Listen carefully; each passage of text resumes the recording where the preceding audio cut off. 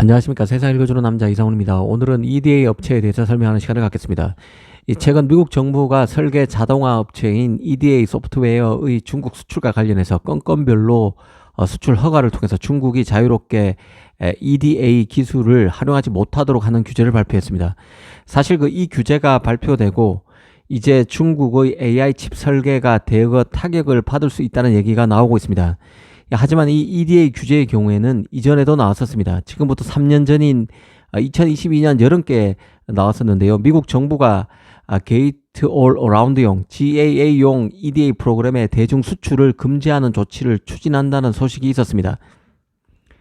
그런데 아시다시피 게이트 올 어라운드인 GAA 노드는 TSMC는 2나노부터 삼성은 3나노부터 적용하는 노드입니다. 그렇다 보니 아주 최첨단 칩을 빼고는 중국 업체들도 자유롭게 EDA 프로그램을 활용할 수 있는 여건이었었던 거죠. 실제 엔비디아가 내놓은 호퍼 GPU와 블랙엘 GPU는 모두 4나노, TSMC 4나노에서 제작됩니다. 게이트 올 어라운드 노드가 아니라 핀팻 노드로 제작된다는 뜻입니다. 엔비디아의 가장 최신 AI 칩도 핀팻으로 설계되는 만큼 중국의 하웨이 어센드 칩 등도 다 핀팻 노드로 제작되어 왔습니다. 그런 만큼 게이트 올 어라운드용 EDA를 집중 규제한다는 지난 2022년 EDA 규제 정책은 중국의 AI 칩 설계와 생산에 별다른 충격이 없었을 것으로 보입니다. 그런 만큼 이번에 나온 EDA 규제 정책은 이전과는 다른 범위와 강도로 중국 칩 업체를 특히 팹리스를 강화하는 것이죠. 팹리스를 규제하는 것입니다. 중국의 팹리스 업체를 압박할 가능성이 크다는 게 개인적인 판단입니다. 이번 규제의 핵심은 첨단 칩에 쓸 EDA냐 아니냐를 따지지 않고 중국으로 수출하는 모든 EDA 소프트웨어에 대해서 수출을 허가할지 말지 판단해 보겠다는 것입니다.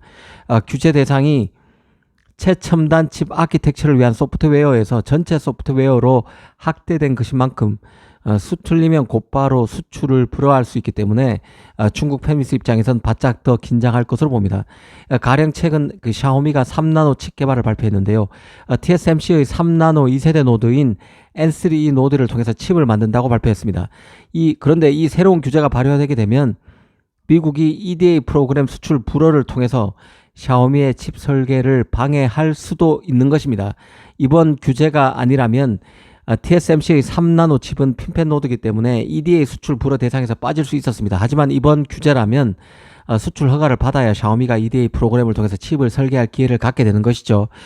중국 팹리스 입장에선 비즈니스 전개, 사업 전개가 훨씬 더 복잡해졌고 까다로워졌고 또 불확실성이 높아졌다고 볼 수 있습니다. 물론 미국 정부도 AI 칩이 아니라 단순 AP일 경우, 단순 칩일 경우에는 무작정 EDA 규제를 할 가능성은 높지 않다고 봅니다. 케이던스, 시놉시스와 같은 EDA 업체가 자국 기업이고 미국 기업이고 중국 매출이 상당한 업체이기 때문에 이들 기업도 살펴야 할 의무가 있는 것이죠. 그리고 무작정 규제를 할 경우에 중국의 자체 EDA 업체들이 쑥쑥 성장하는 자양분도 될 수 있을 것이기 때문에 더 그렇습니다.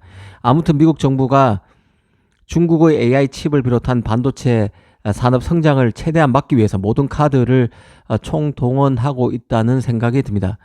사실 반도체를 이해하려면 이 팹리스와 파운드리 간의 역학관계가 작동하는 구조를 잘 알 필요가 있습니다. 칩을 만드는 과정은 집을 짓는 것과 유사한 측면이 있는데요. 일단 집을 만들기 위해서 도면을 그리는 사람이 팹리스, 반도체로 치면 팹리스인 것이죠.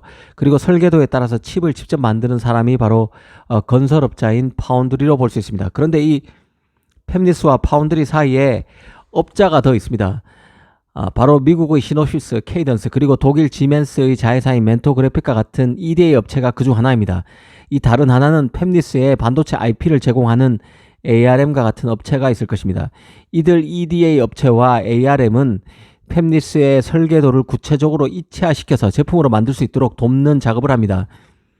팹리스와 파운드리 사이에서 다리를 놔주는 파트너격이라고 이해하시면 쉽습니다. 일단 팹리스가 설계도를 그릴 수 있도록 ARM은 반도체 IP를 팹리스에 제공하고 EDA 업체는 각도기, 콤파스와 같은 설계 툴을 일종의 소프트웨어죠. 이 설계 툴을 제공한다고 이해하시면 쉽습니다. 그래서 파운드리는 이 공정을 개발할 때 이 팹리스뿐만 아니라 시놉시스와 같은 2대 업체와도 협업을 반드시 해야 합니다. 가령 팹리스가 3나노 칩을 설계한다는 얘기는 삼성, TSMC 등 파운드리 공정에 맞춰서 개발된 툴을 EDA 업체로부터 받아서 작업한다는 뜻을 내포하는 것입니다. 미국은 그간 그 반도체 굴기를 견제하기 위해서 미국이 장악하고 있는 반도체 장비의 대중 수출을 막는 데 하력을 집중해 왔습니다. 즉 이런 규제를 통해서 YMTC와 같은 메모리 업체, 그 SMIC와 같은 파운드리가 칩을 만드는 데 반드시 필요한 반도체 장비를 받지 못해서 제조 라인을 꾸리지 못하게 만들었습니다. 이 때문에 중국의 칩 제조 파트는 성장이 더딜 수밖에 없었습니다. 반면 그 팹리스의 성장에는 한계가 없었는데요. 칩을 설계하는 단계에서는 큰 규제가 없었기 때문에 그렇습니다. 물론 그 하웨이의 팹리스 자회사 하이실리콘 같은 경우는 그 ARM의 최신 반도체 IP를 제공받을 수 없도록 미국이 규제하는 바람에 하이실리콘은 5나노 이하의 첨단 AP를 설계할 수 없습니다. 이런 칩을 설계하더라도 첨단 IP를 뺀 구닥다리 IP를 활용하기 때문에 경쟁력이 떨어질 수밖에 없는 것이죠.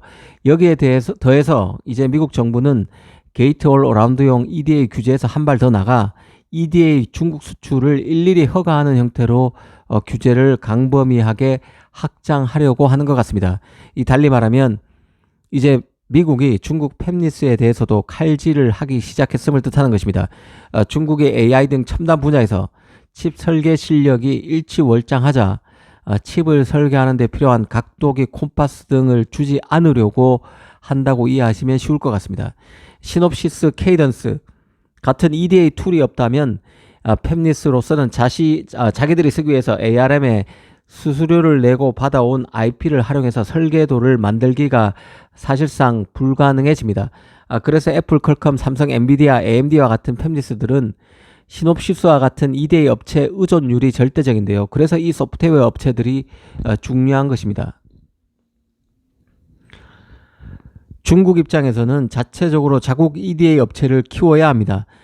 인피리언 테크놀로지 그리고 프라이머리어스, 세미트로닉스와 같은 곳들이 중국의 EDA 업체들인데요. 문제는 이들 업체의 기술력이 아직 미국 원천 기술을 활용하는 시놉시스, 케이던스, 멘토그래픽 등과는 격차가 크다는 점에 있습니다. 앞으로 중국이 이번 미국 규제를 어떤 식으로 빠져나갈지, 어떤 규제 파해법을 들고 나올지 잘 지켜볼 필요가 있다는 생각입니다. 다른 규제로 맞불을 놓을 수도 있는 것이고 또 규제의 약한 고리를 활용해서 소프트웨어를 중국으로 수출하게끔 사실상 유인할 수도 있을 것입니다. 한편으로 이번 규제가 빡빡하게 적용될 경우 중국 팹리스의 위축이 불가피하고 이는 파운드리 일감에도 영향을 주게 될 것입니다. 미국과 유럽 팹리스를 제다 TSMC에 뺏기면서 중국 칩 물량 확보를 통해서 파운드리 가동률을 높이려는 삼성 등에도 여파가 미칠 수 있다는 생각도 듭니다. 감사합니다.